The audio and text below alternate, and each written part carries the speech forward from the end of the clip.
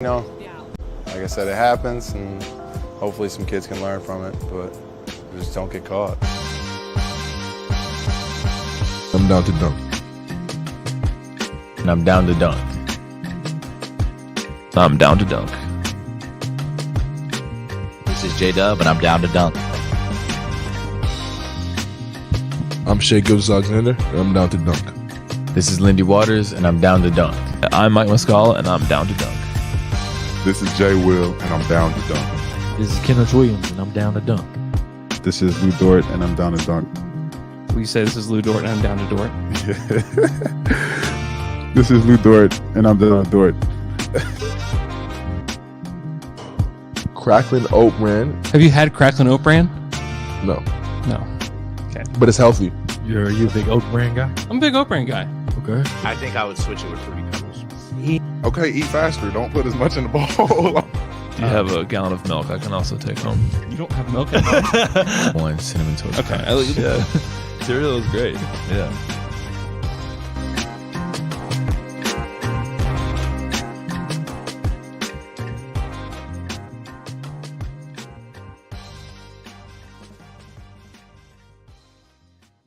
Welcome to Down to Dunk. I'm your host, Andrew Schlecht. We're part of the Athletic Podcast Network. With me, as always, on Wednesdays is my good friend, Alex Speers. Alex, what's up? What's up, Andrew? Hey, basketball is almost back. It's almost kind of back. It'll be kind of back Monday when the Spurs and Wemby are in town for a preseason game. Then it's kind of back, and then we get to make some weird assumptions about lineups and stuff that will inevitably be wrong. Yeah, who does he bring off the bench first? It's going to be like Oos off the bench first. He's going to score 20 points in the game. We're going to be like, all right, Yeah. who's sixth man of the year? So I can't wait for that. That's going to be really fun. Media day was on Monday, and they started training camp yesterday. And Media Day was really fun. So it was at the new convention center in downtown Oklahoma City. I believe it's the first time that it's been at the convention center. I believe it's only the second time that it's not been at the arena. I think they had it at the practice facility a long time ago. But it's typically at the arena, and there's some like renovation stuff going on at the arena right now, so they couldn't do it there. But I will say, it did go a lot faster today, yesterday, or no, the day before, Monday. It went a lot faster, which is good for everybody. Sometimes you're there until like 4 or 5 o'clock, and it feels like a long day. But some of those guys were done by like 1:30, like 11 to 1:30. It seemed like they had a ton of stations they had to go to. Yeah, and that's the case every year. It's just that in the way that it was set up, you could just see all the stations. Yeah, because I was watching the feed that the team posted on YouTube with like Royce and all the announcers and stuff. And you could see in the background like all the different places they had to go to, like Franchise, Sports Animal. I'm assuming you were in one of those stalls. I was off to the right of them, and like Okay. I was right there. They usually came from that station to me. It was a great place to be. So I was able to, like, the guy that I think is probably most approachable on the team is probably J-Dub, which is like unsurprising, but it's also like kind of cool, I think, for people to know that, because he seems like that in his videos and kind of seems like that in his interviews. But he's like somebody you can, that I feel comfortable walking up to and like saying what's up and talking to him about stuff. Yeah. And, I asked him a few questions. I asked him a few questions, and we were talking about hobbies, and he said that he is currently hobby hunting. So this is exclusive. I don't think this has even been released yet. Wow. What'd you tell him? Hobby hunting. Well, he told me that he is thinking about getting into Lego. Oh no. So not what I wanted to hear. What did you want to hear? Stealth camping, geoguesser, grilling. No, he's thinking about getting into Lego. So that's a Down to Dunk exclusive there. Wow. Well, I just DM'd Luke because Miles Turner posted a video of all his Legos. Oh, Miles is so into Lego. Yeah. Yeah, and Luke was like really impressed. Said, "Wow, I need that kind of a setup." Yeah. So hey, if Luke, maybe this is Luke's in to finally get back at Media Day. He just talked to J-Dub about Legos. You just talk to if he gets into them. Now it's a big if right now. We don't know. We don't know if that's the way where he's going to land with his new hobby. But wow, I wonder what the other candidates were. What are the other hobby candidates? I don't know. I need to ask a follow up next time. That just seems like such a rabbit hole. Like you could spend money forever once you get into Legos. That's the thing.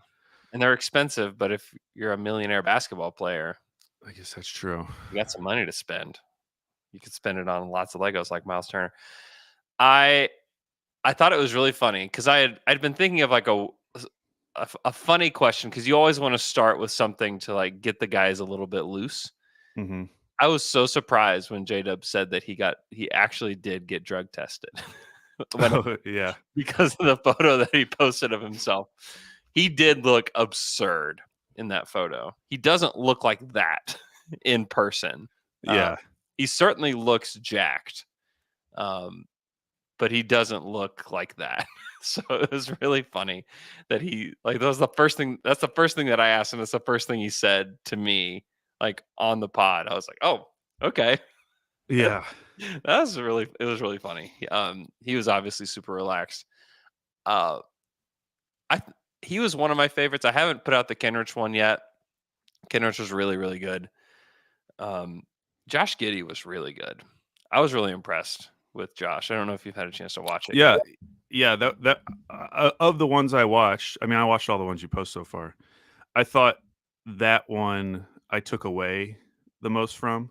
Yeah. Like he had a couple answers that I thought were notable. First, real quick on J-Dub. If people don't know, he has his own YouTube channel. He just posted a behind the scenes video from Media Day. He did. Where he makes Olivier Sarr seem pretty cool. I never really had any thoughts about Olivier Sarr, and then I see him in this video. I was like, oh, I'm glad Olivier's back on the team. He seems fun. It's really funny. J-Dub is a absolute delight in like every way possible. That guy. It's also just is the best. It's also just so funny seeing like a professional basketball player driving to wherever he was driving to, and you can just see out of his window just like classic like OKC suburbs in the background. You know, it's just very strange to me. Okay, Josh Giddey. The first thing he said that I thought was great was you asked him, what's something you're better at today than you were at the end of the season, even, I think was a question. And he talked about drawing fouls. Yeah. Which first, I mean, that's the answer you want to hear. Yeah. That's great. Definitely. Because we obviously saw that in FIBA, but you didn't know necessarily whether it's just the different style of play, different refs. But he made it a point saying like, no, that was a conscious thing I was trying to improve on at FIBA, which makes you feel better. Yes. But I thought it was the way he described why he was doing that was really encouraging. There was a ton of self-awareness in his answer. Definitely. Where he's saying, last year I would often settle for shots in the mid-range or the floater range, which he's good at floaters. Mm-hmm. Like I saw, what's that place? B-Ball Index had a little graph, and it was like floater efficiency or whatever. Mm-hmm. Josh Giddey was like very far to the right on that graph. Like it looks like he's very good at that shot. Mm-hmm. But he was saying when I do that, I kind of let the defense off the hook. Like I don't force them to make a decision against me at the rim. I'm just kind of taking what they're giving me. I need to be more aggressive in that sense. And I just thought that was such a good answer because he could have easily said, oh yeah, that's something the coaches wanted me to work on. And so I was just trying to do it a little bit more. His answers showed that, he has a lot more self-awareness about like what the, limitations of his game are right now and things he could improve. That and that is the kind of thing, that is the kind of skill that I think McKelly brought this up too. Like we could see a much bigger jump in that than we might for like his 3-point shooting. That might be a more of a slow process. Whereas he might just all of a sudden be better at drawing fouls starting off this season. Yeah. I could totally see that. And so I just really liked his quote about that. Yeah. It's not far fetched. I mean, he was 16, 8, and 6 last year, Yeah. and he shot 1 free throw a game. Yeah. If he ups that to like 4, it's not crazy to think that he's going to. I mean, everybody's going to take a little bit of a hit adding Chet to the team, but if he's like 18, 8, and 6, I mean, that's not out of the question for him. Even 28 and 6, which seems insane, is not out of the question for Josh. I think he gets left behind a little bit because of the excitement around Shea and Chet and J-Dub. But Giddey could be the second best player on the team. He was consistently the second best player on the team last season. He could be that again. I think that we discount him a little bit because we don't exactly know how to think about him. But I think that there's a chance that, again, he's the second best player on the team. I wouldn't be surprised if that were the case. And then the other thing he said, which you can tell me whether you think this is good or if it's a curse, but you asked him who was the most improved. Yeah. And he said Oos, Mm-hmm. which, again, what you want to hear, because if he says Shea, it's like, okay, great. Yeah, sure. We already think Shea's amazing. Yeah, we know that guy's good. Yeah. But he said Oos, and then you combine that with Oos saying that he grew an inch, which apparently that means he's up to like 6'11". Yeah. I mean, I just go ahead and call him a 7-footer. Like, it's hard not to start getting excited. And listen, from the beginning, I didn't like that pick. I was not a fan of the Oos pick. Mm-hmm. I've had my issues with him. Yep. Throughout the first season, the physicality being a main one. I will say I was watching that feed with like Matt Pinto and all them, and he brought up physicality. It was one of the first things he brought up. Yeah. They asked him like, what did you work on over the offseason? First word he said, physicality.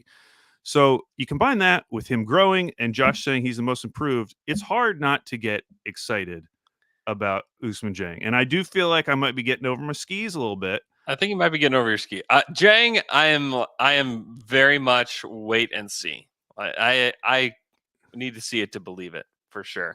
I agree, but there was also still, and this is probably in videos that I haven't had out there yet, but there was still a lot of hype from the team about Trey.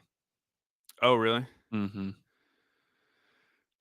Okay, the other thing I will say about Media Day is it was very difficult to watch all these interviews because I basically watched that whole 2-hour feed they put up and then your videos, and then I was reading just other quotes. It's very hard to watch all of that and then realize that there's still like a significant roster crunch coming. Yeah, I know. It makes it way harder once you actually hear these guys' answers. You hear other teammates' answers about them. Yeah. And you're like, man, who are they? Like, even someone like Jack White, you see how much the guys seem to already like Jack White. He's a likable guy for sure. And Josh Giddey's obviously talking about him, but he appeared in J-Dub's video. And he's just like, man, it sucks that we can't keep all of these guys because they do all seem very close. Like it doesn't feel like there's necessarily an odd man out. Yeah. I mean, even Poku has Micic to talk to now, which I was excited about. He does. Somebody who speaks his native language. Did you hear what Poku said in the big room? This was kind of like one of the biggest things that people were saying as they were trickling out of the big room. What did he say? Somebody asked him, "Have you shown Micic?" Micic is how you say it. I asked him. That's how. Yes, I saw that. So I went up to him. I was like, "I just have to know." It's like, I've heard your last name pronounced like 100 different ways. Can you just tell me how it's pronounced? Micic. That's how he says it. Which, did you see the team's pronunciation guide? No. Their phonetic spelling was METZITCH, which I do not think is intuitive. They should have, like what we're saying, meats. Like, they just don't like want Arby's. Yeah, they do not want to put meats itch, even though that would be much easier for people to get. They're using TZ. A sentence below, as in my meat's itch. Yeah. I don't know where. Oh yeah, Poku. They asked Poku if he'd shown. And he also introduces himself as Vasa.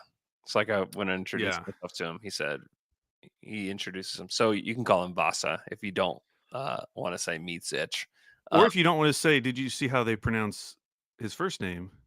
No, it looks like it's VAH, I think, dash seal, and then yay. Vasilier. Vasilier. Yeah, Vasa. Vasilier. Vasa. Vasilier. Although Kenrich called him Vava. Yes, Vava. So we'll call Which him is also fun. Yeah, Vava's fun. Anyways, they asked him if he had shown Vava around Oklahoma City, and he said, "Well, there's not much to show him." Was his answer. So damn, Poku. There you have it, Poke. Wow. Pretty. Is Poku doing his heel turn? He's been kind of like the funny, lovable character on the team. Is he doing his heel turn? Is he evil Poku? Are we getting evil Poku? Dark Poku? Maybe Dark Poku's locked in. I didn't get a chance to talk to him at all on Monday, which I was a little bit disappointed. Yeah, to be honest, but no, Poku apparently said that, which is just it's funny. And you got the classic answer from Vasa about how you can really just focus on basketball here. The city disrespect, like the canned disrespect quote to the city, where it's like, yeah, there's really not a whole lot to do here but play basketball, which we all Oklahomans take that a little bit personally. But what do these guys want, Andrew? We got Whitewater Bay, we got Frontier City. Come on, I mean, what else do you need? You know what? I feel like their needs should be met by both. It's actually not even called Whitewater anymore. Gosh, what is it called? Anyways, it doesn't. I don't know. I can't remember what it's called. But they don't call it Whitewater anymore. It's called Hurricane Harbor. Hurricane Harbor. That's right. Hurricane Harbor. Maybe they're wanting Great Wolf Lodge. I don't know. Oh yeah.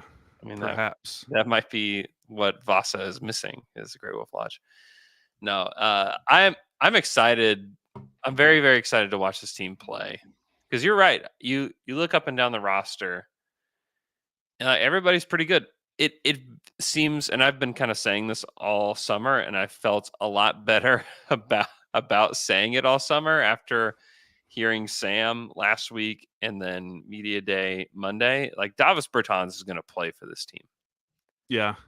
That's going to happen. And Bertans apparently talked the longest on the podium at the podium. Oh, really? Which I was a little surprised to hear that. But Bertans is going to play. Not like he's going to play huge minutes off the bench, but we're going to see some minutes for Bertans. Do you know if anyone asked him about his beef with Giddey in that one game? I don't know. I don't think they did. That would have been a great question, and I think he would have answered it fine. Yeah. That would have been great. How are you feeling about how the roster will shake out? I mean, I still think that Jack White is a serious contender to be gone. I think Oladipo is going to be gone one way or another, whether probably via trade, is my assumption. Yeah. With Vic, and then maybe Jeremiah. I know. Yeah. That if those were the three, that would probably make the most sense right now. We'll see what happens. I'm still open to a surprise name. Yeah. But yeah, I would say those three would be the least surprising if those were the final. With Trey as the other candidate, I think, because I just don't see a world where any of these other guys are gone. Like, I just can't. Like, Isaiah Joe, no.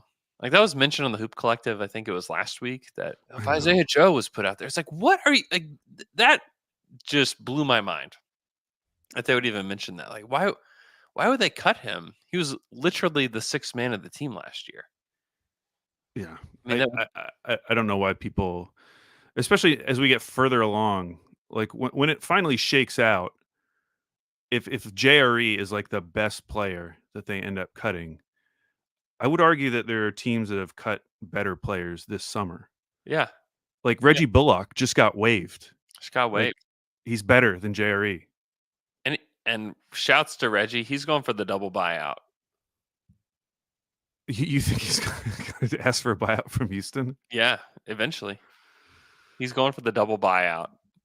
And I really respect it, because he will probably end up on a contender in February or March.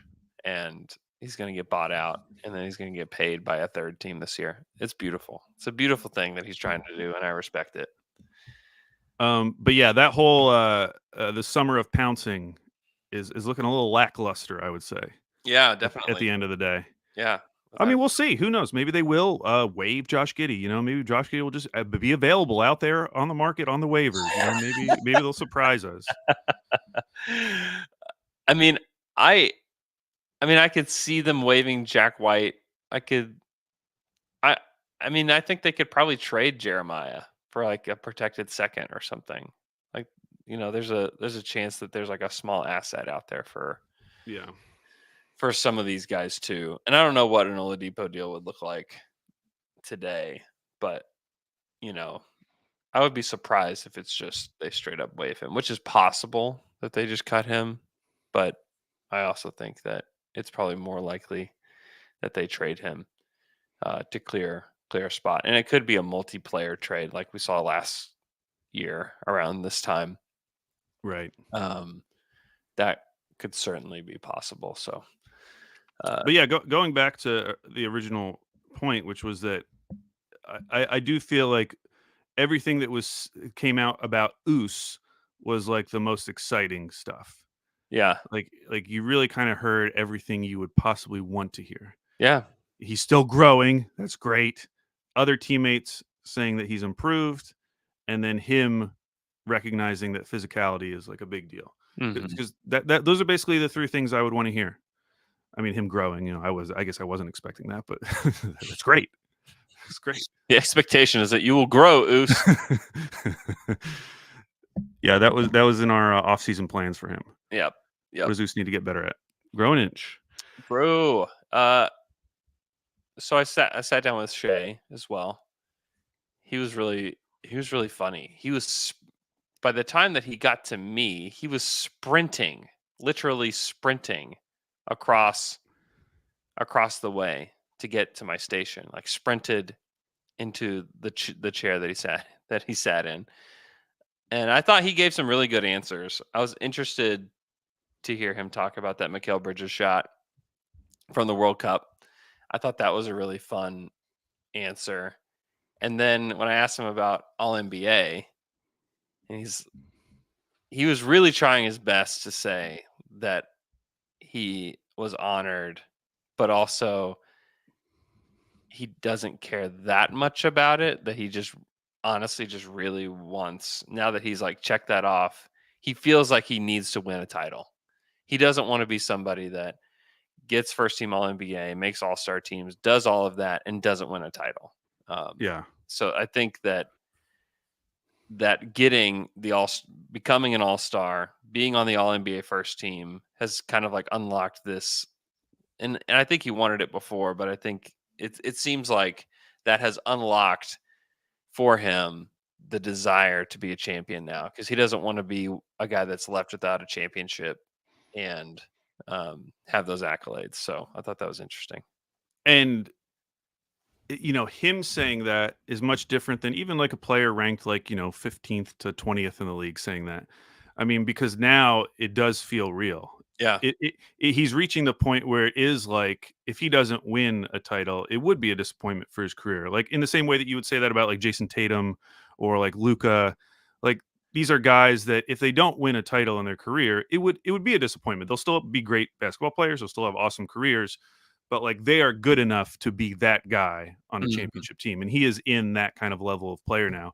And other than MVP, I mean, he's kind of done everything else at this point, you know, individually. Yeah. So yeah, I mean, I tweeted yesterday, like I'm like uncomfortably excited about this team. Like there really has been no bad news whatsoever. Yeah. And as someone who is much more comfortable when things are bad, things are going bad, it's just, you know, it just feels like home, you know, when I can just be pessimistic and the world's falling, you know, that's kind of my sweet spot. When there's like nothing I can find to really like worry about yet, man, it's uncomfortable, because I'm just like, man, this team is good. This team could be really good. There are still flaws on the team. You know, I think size will come up in certain matchups. Yeah, their big man depth is not there.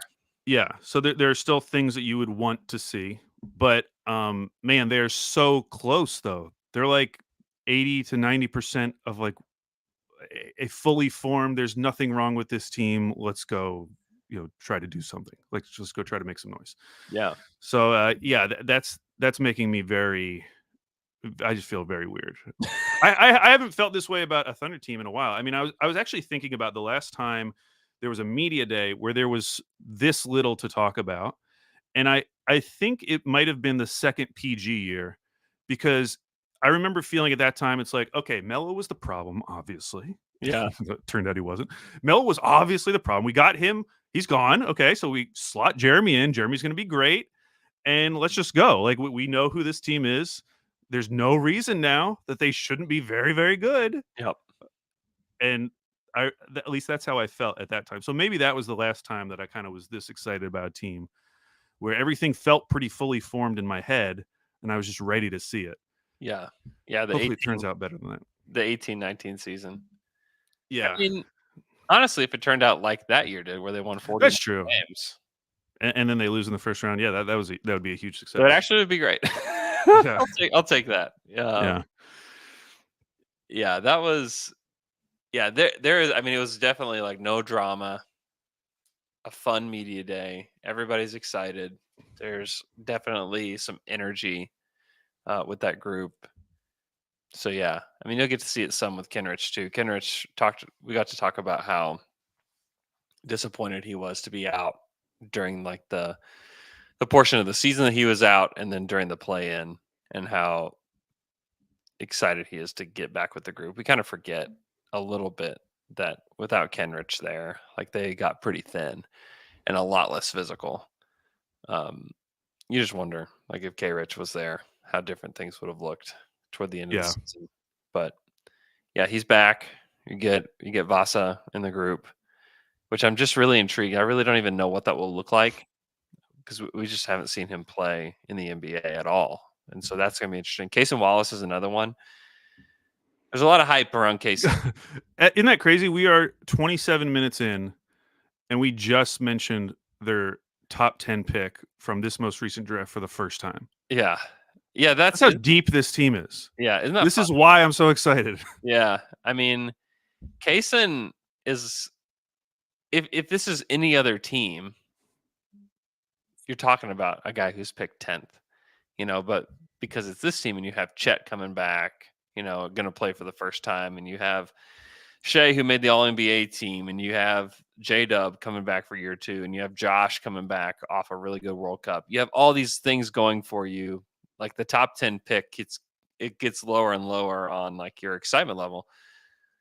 But there's some people that are very excited about Cason and within the team internally. So I don't really know what to expect from him in year 1, but there's a reason that the Thunder traded up for him.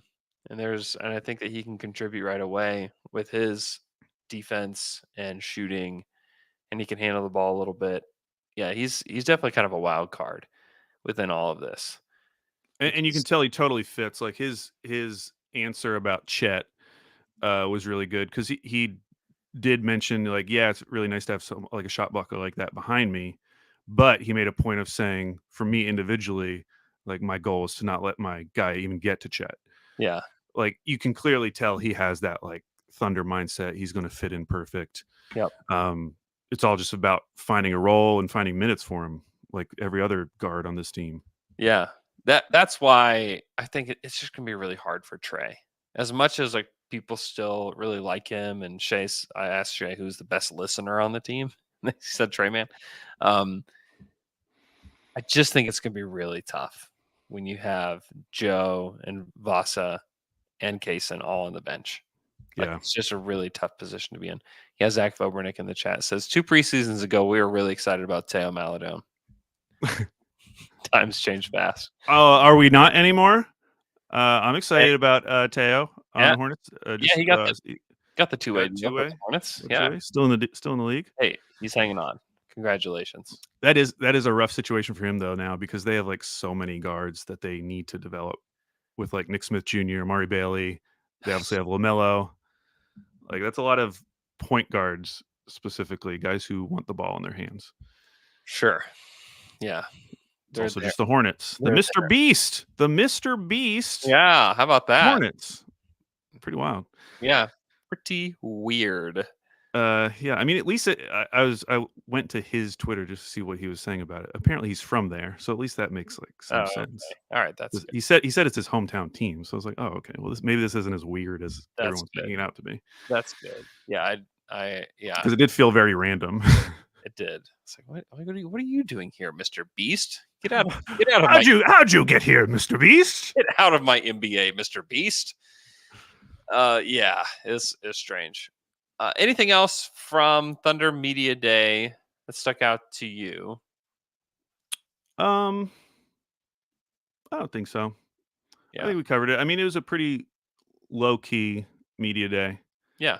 I obviously hadn't heard the Dark Poku comments about our city, so that would have made me a lot more excited if I'd heard that beforehand. But yeah, I mean, hearing Micic talk, just seeing Micic in person in a Thunder uniform, I mean, that in and of itself was kind of a celebration. The fact that we have reached this point, because even when they signed him this summer, there were many, including myself, wondering, is he really going to be on this team though, or are they just going to sign him and then trade him? So to actually see him in a Thunder jersey answering questions about Oklahoma City was just it was just very fun. Just like actually seeing it in real life. I know. I thought that was interesting. The one thing that he said that was interesting is that he never negotiated with the Sixers on a contract. Oh, really? Yeah. And that he did last summer and this summer, like talked like in a serious way with the Thunder. And that if he didn't come over now, he was never going to. So it was like a very much like, hey, I need to choose that. He also, did you notice what his number was? Oh yes, it's his age, 29. It's 29. So that's cool. He's gonna have to change it every year. I mean, he'll have to change. It's gonna be a hassle. He'll have to change it in January. Oh, that's true. Wow. He'll have to change it mid-year. Because he wanted Kaysen's number. Kaysen's number would have been his number. Yep. Yeah. So obviously you have to go to age if you don't get the number you want. Yeah. Everybody does. So, not OKC Media Day, but really quickly, just some thoughts on other media days. Sure. I thought Kelly Oubre's answer was like unintentionally the funniest media day answer. Yeah. It was so good because, first of all, go listen to Race to Ricky Sanchez, their most recent podcast. Goodness.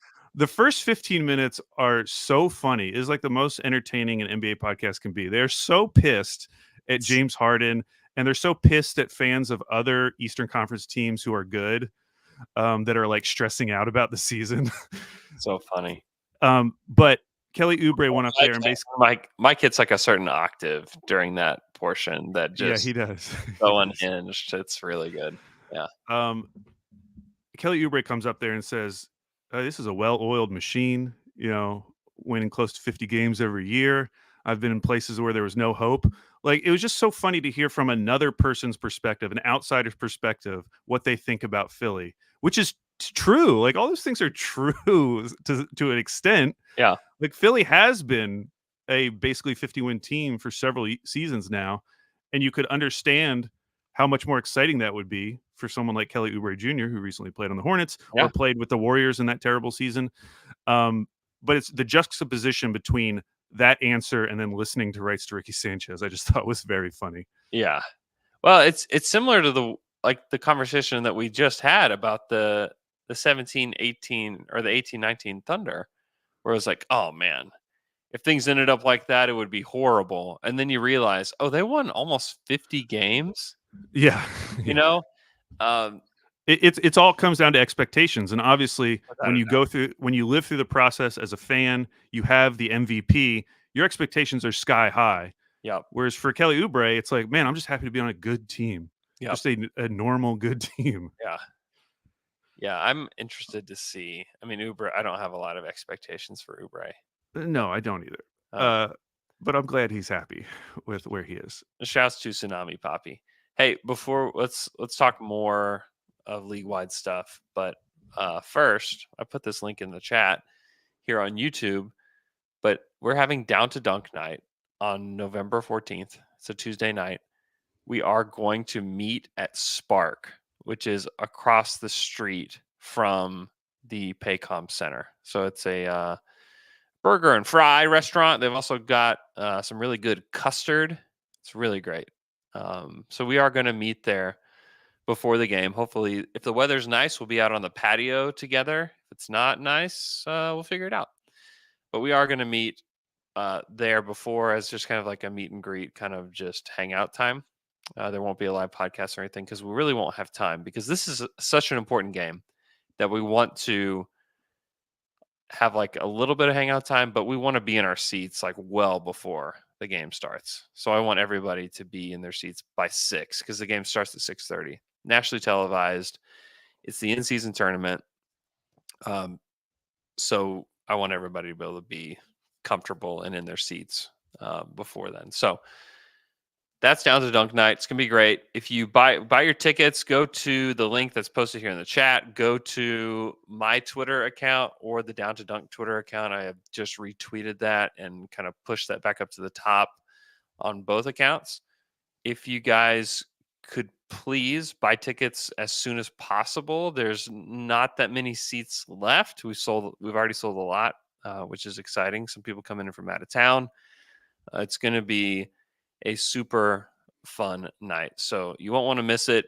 It's a game you want to be at anyways. But then after the game, you get to go take a picture with all the Down to Dunk crew down on the court, the center logo, and then we will do a half court shot competition for some really good tickets to a future game. So it's going to be a very fun night. So be sure to get your tickets for that before they are gone. So the other part of the Sixers is that, apparently Harden is showing up to training camp in Colorado with a plan to make it uncomfortable. So I'm excited just to see what that looks like. I do agree with the right Sturkey Sanchez Spike's like opening monologue about James Harden. Like, dude, he sucks so bad. Don't listen to it with your kids in the car. Yeah, don't listen to it with your kids. I think he drops like 30 F-bombs in like 2 minutes. Yeah, he does. But yeah, man, and their main point was like, you're not this guy anymore. You can't do this anymore. Like, you are not the stature of player that can just do whatever you want. Yeah. Like, he was that a few years ago. Teams would be like tripping over themselves to try to put in a trade offer for James Harden. Nope. There's no one wants him. Yeah. It's the Clippers, and they barely want him. They're barely willing to give up anything for him. Mm-hmm. Like, nobody wants him. And he opted into that deal because he knew he couldn't get a big offer on the open market. Now, obviously, part of that is because there aren't a lot of cap space teams. But like, nobody wants James Harden. And I think how this plays out is going to be super interesting because I think it was KG who made this point on his podcast. Like, yeah, he's got to be careful. Like, the league doesn't need you right now. He said you only get so many wiggles. He wiggled.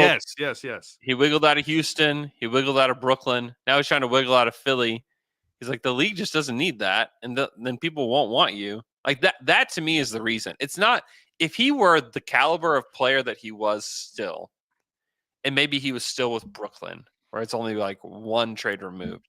I think they could still get tremendous value for him. Like Definitely. not like maybe around what Drew Holiday is going for. Because he was still good last year. He won them playoff games single-handedly with Embiid not playing well. But like, as you keep wiggling, too many wiggles. There's only 30 teams. There's only so many teams where it even makes sense to have James Harden, and we keep crossing ones off the list as he keeps changing teams. I think he has massively misplayed this. Oh, and yeah. Without a doubt. Whatever he does in Colorado is going to be super lame. And honestly, this is great for the Thunder, Sam Presti in particular, because every time this happens, you're like, you know what? We didn't get what we wanted from the James Harden trade, but maybe we were right. But look at him. Just look at him.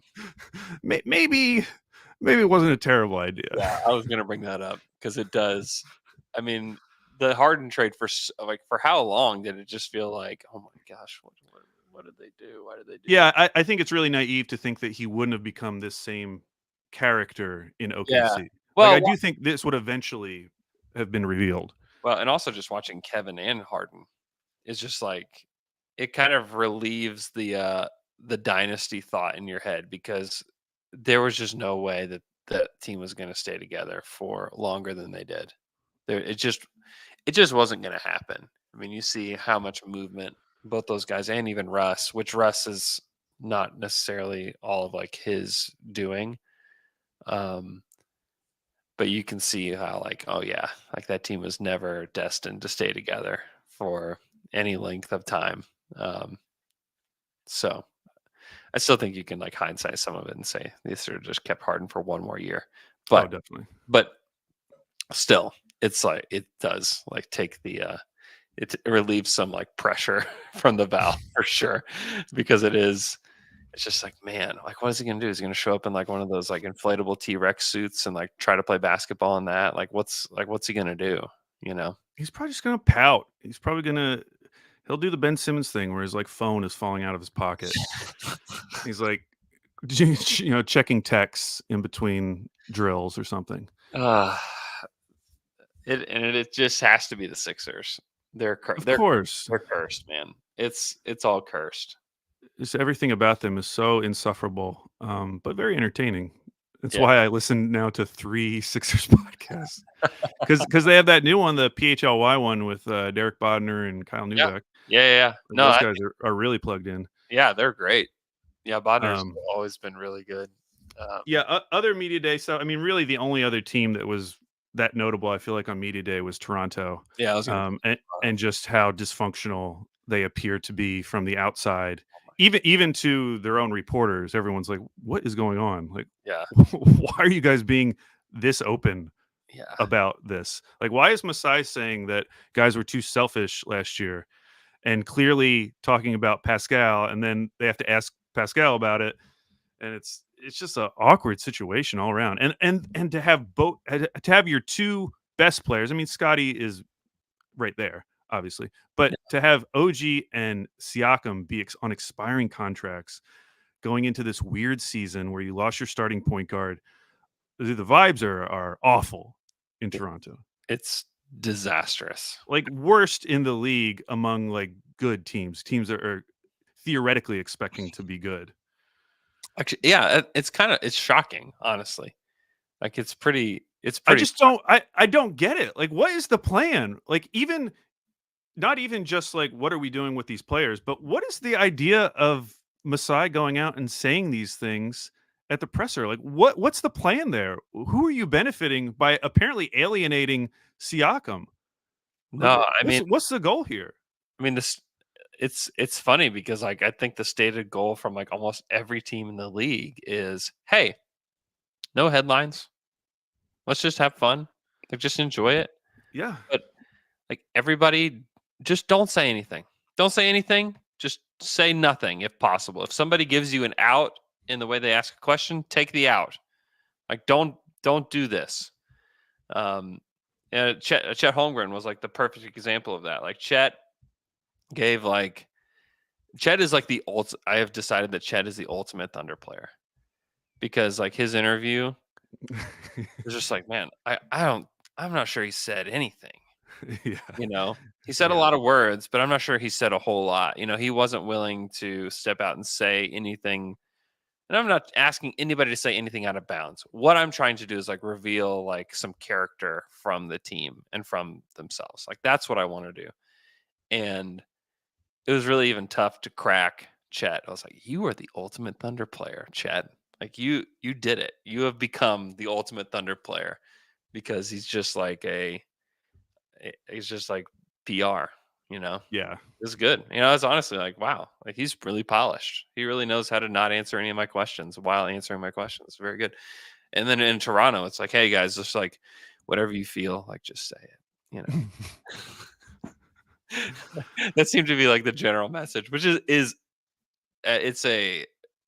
I mean, it's not obviously. It's a much louder than the canary in the coal mine. Like it's like, oh my gosh, like this is Dude, if they let Siakam walk next summer, like if the same thing happens with Siakam that it did with Van Vliet, like why does Masai still have a job at that point? Masai's low key like done a really bad job. That would be 2 All-Stars in a row that you've gotten nothing back for. Nothing. And it's like if you're going to trade him, trade him. Yeah, just trade him. Who cares what you get back? Like at least you get something. Like they could have gotten a pick for Fred. Yeah, and his answer about like I just respect Fred too much. What does that even mean? He went to Houston. Like any team you would have sent him to in a trade is going to be better than Houston. Obviously, Fred doesn't respect himself, Masai. So, like, why are you respecting him? No, I mean, I didn't get that at all. It's yeah, not like he found a free agent pathway to like the Celtics and like, oh man, he's on a championship team. Like he went to the Rockets. Like the talks were that he was going to go to the Lakers and play with LeBron and AD. I know. Those were the talks. How is that disrespectful? What a terrible answer. Yeah, Masai, he has not just lost his fastball. He's like being sent down, man. He's going down to the AAA. Yeah. I mean, he's putting the ball in a pitching machine at this point. Oh wow. Yeah, he's a pitching coach now. He's not even throwing. 2 guys who know a lot about baseball. Talking baseball right now. He's throwing at the bag, man. Yeah, it's so weird. It's so weird. The rest of the league, I think, it did a good job with media days. You know, it's like not all. Yeah, I mean, well, once the Dame thing got settled before media day, that like took a huge Dame and Drew. Yeah, a bunch of questions off the table. Yeah, definitely. How would you rank the East today? Like the top like 4 in the East. Playoff wise, I would probably say Boston, Milwaukee, Cavs, Knicks. I think Philly's like behind these teams. I cannot factor in all of the weird stuff with Philly and not knock a few wins off of that. I cannot just assume this is just going to play out like a normal season for them. Yeah, for sure. Yeah, I think the Drew thing definitely made me feel differently about Boston.